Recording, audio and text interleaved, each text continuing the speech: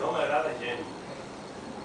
Jo fa 4 dies era professor d'universitat, treballava a la ràdio, a la televisió, havia viscut a Roma, havia treballat a l'Arxiu Secret del Vaticà, he viscut al Japó i m'he guanyat la vida molt millor que ara. Molt millor que ara.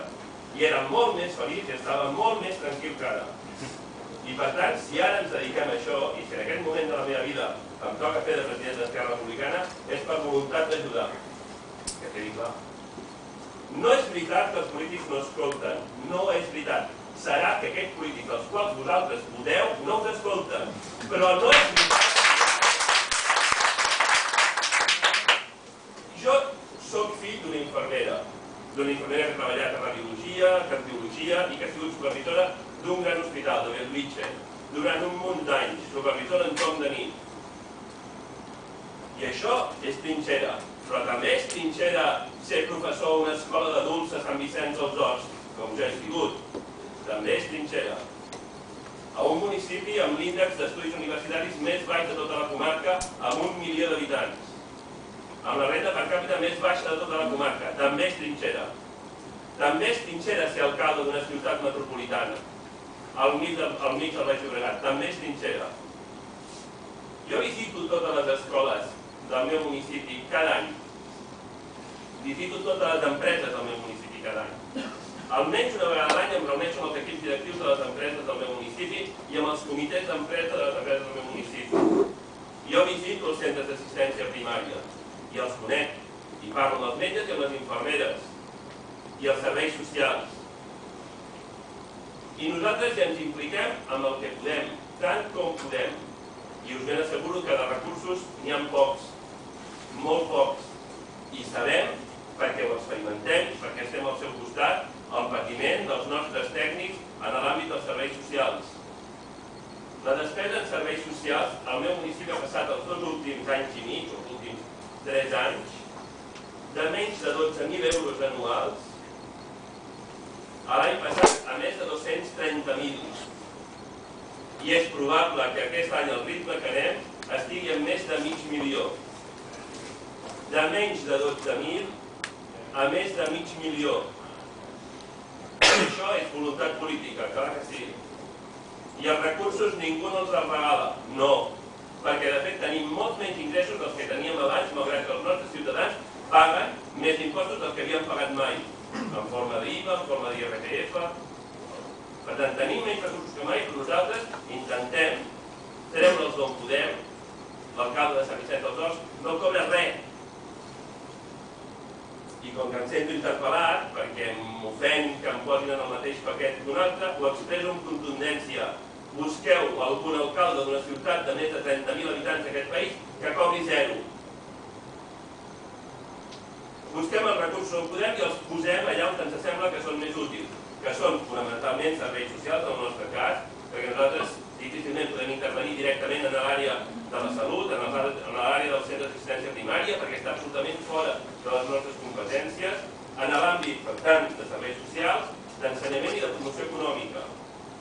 Els nostres ingressos, que paguen els nostres ciutadans, però que no cobrem nosaltres, sinó que cobren les administracions supramunicipals, fonamentalment l'Estat, que és qui cobra IVA, IRPF i impost de societats, els nostres ingressos destinats a ensenyament han caigut un 57%. Però en canvi el nostre pressupost total és un 107% del que era fa 2 anys. Hem tret els recursos d'algun lloc i els hem abocat aquí. I això és fer política. Segur. I prioritzar on segur que sí. I ho fem cada dia. Nosaltres intentem fer-ho amb tota la fortalesa que tenim, però també és evident que se'ns ha de jutjar en funció de les eines que tenim, no de les que no tenim.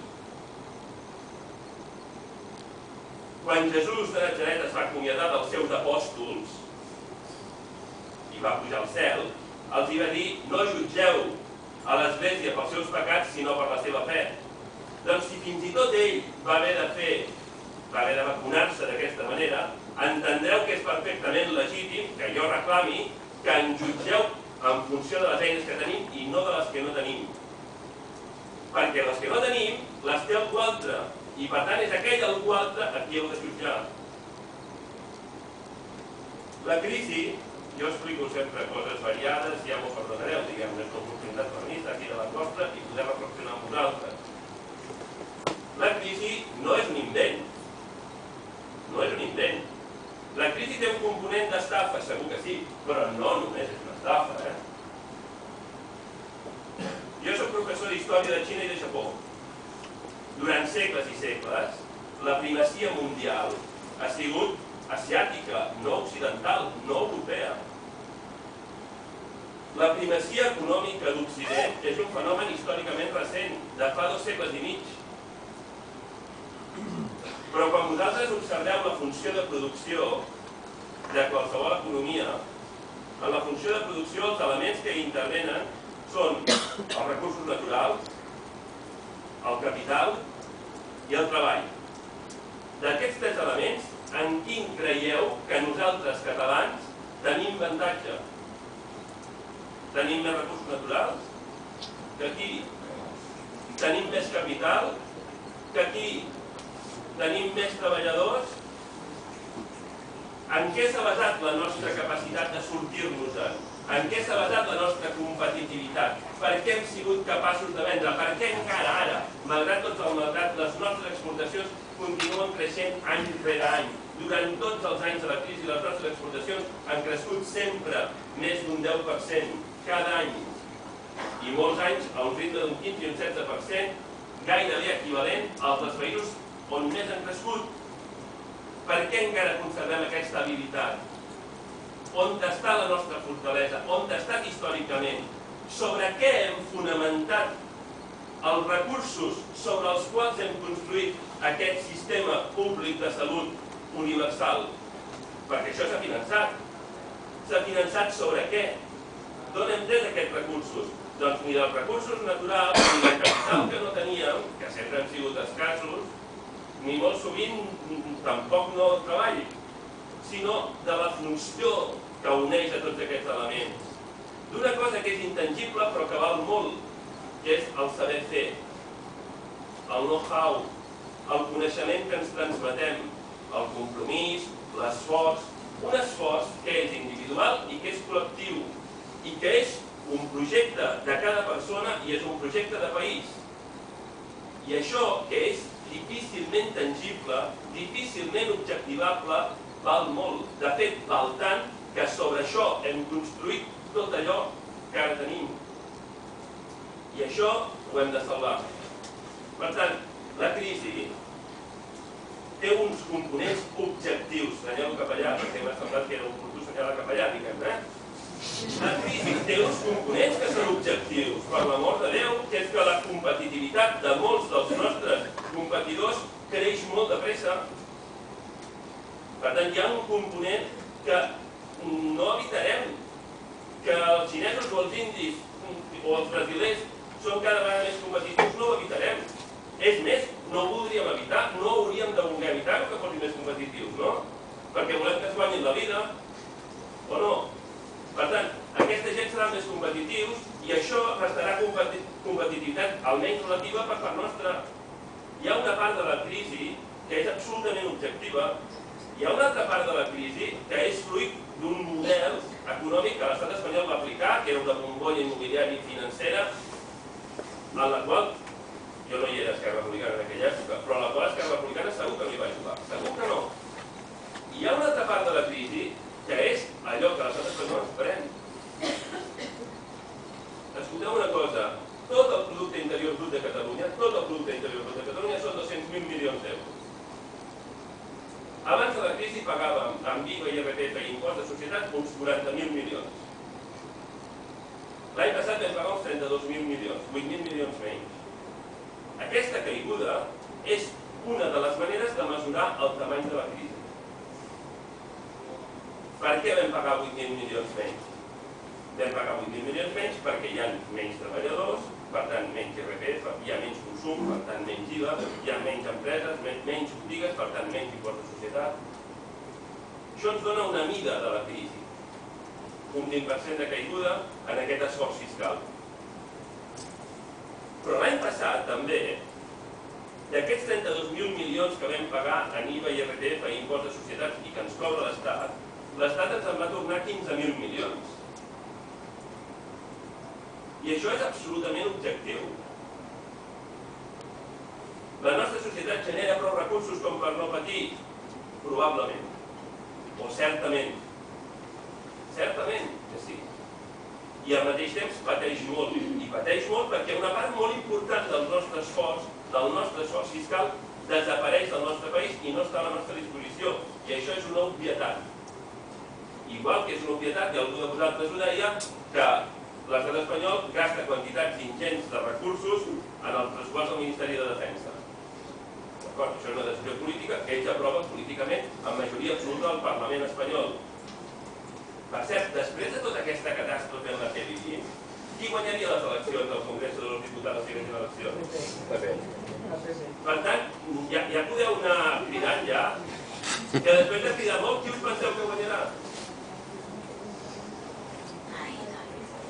És més. Si no guanya el PP per majoria absoluta, que probablement no guanyarà, amb qui farà coalició? Amb el PSOE. Nosaltres mateixos. Aquest discurs basat en rebentar-ho tot, mireu a Islàndia què ha passat. Qui ha guanyat a Islàndia? Els mateixos que van portar a Islàndia a la crisi, I els que la van treure i van agafar els banquets i els van portar als tribunals, i van agafar els ministres i els van portar als tribunals, i han reduït l'atur del 5%, al 5%, han perdut les eleccions. Aquestes reflexions també està bé que les fem de tant en tant. Perquè si no les fem, ens passa el que ens passa. Que després passen coses que no ens pensàvem que passarien.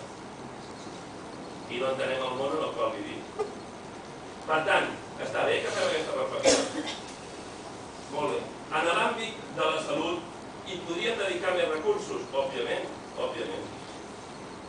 Si nosaltres fóssim els que prenguéssim les decisions sobre els impostos que paguem i a on destinem els nostres impostos, podríem destinar-hi més recursos. Segur que sí. Podem pagar més impostos?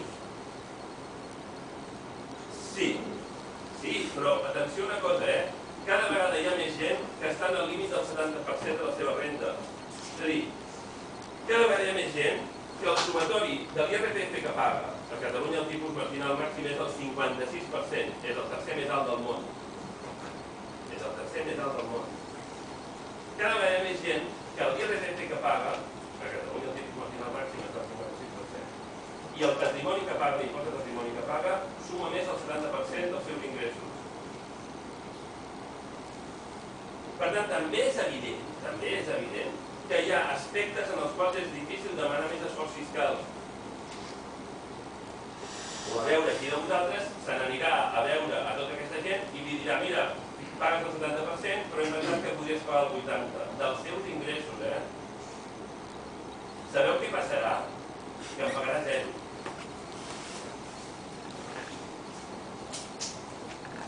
Per tant, això també està bé que ho tinguem al cap,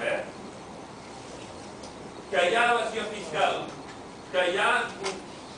D'acord, però per perseguir-ho necessitarem una hisenda, o no? I necessitarem inspectors, o no? I els tenim? No. I l'estat espanyol ens els deixa tenir? No. Doncs, nois, el camí està claríssim,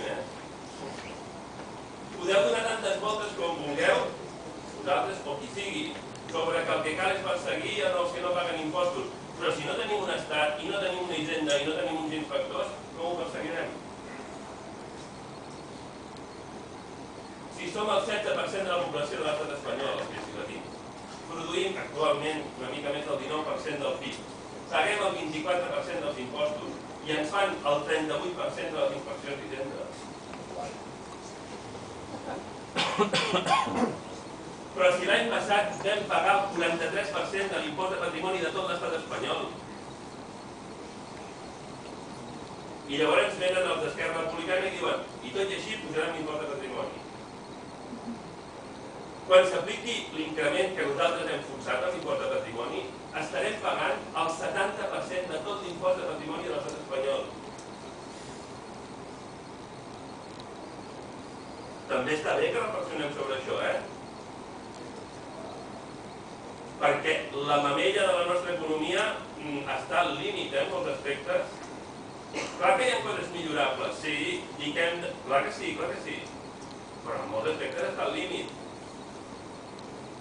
L'estat espanyol gasta en 2 setmanes el mateix que totes les nostres universitats juntes en un any.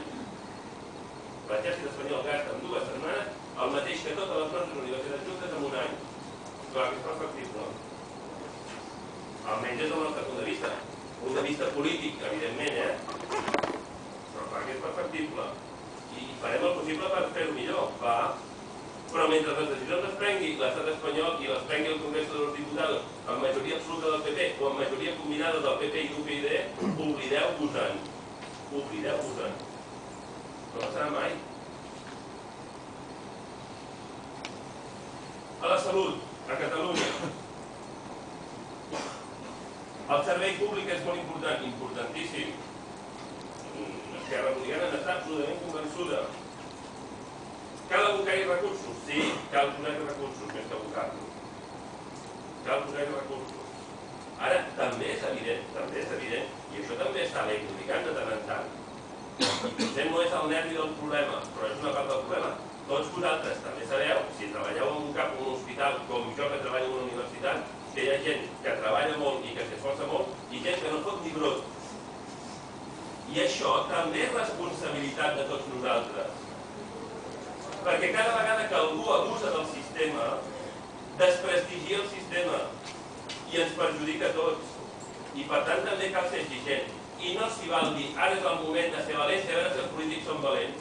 No. A veure si tots som valents. Perquè si era un problema de coratge, us ben asseguro que a nosaltres ens en sobra. No és un problema de coratge, és un problema de fortalesa. És un problema de si tenim força per fer-ho, si tenim eines per fer-ho, si tenim diputats per fer-ho, si tenim consens social per fer-ho. I en això vosaltres sou imprescindibles, imprescindibles. Del tot. Sense vosaltres és impossible fer això. I hem de posar recursos, clar que sí. I jo estic d'acord que si no poséssim recursos en l'àmbit de la salut, això provocaria, per aversió al risc, per la por que tindrien les persones i les famílies davant de la possibilitat de la malaltia, provocaria una propensió a l'estalvi gegantina.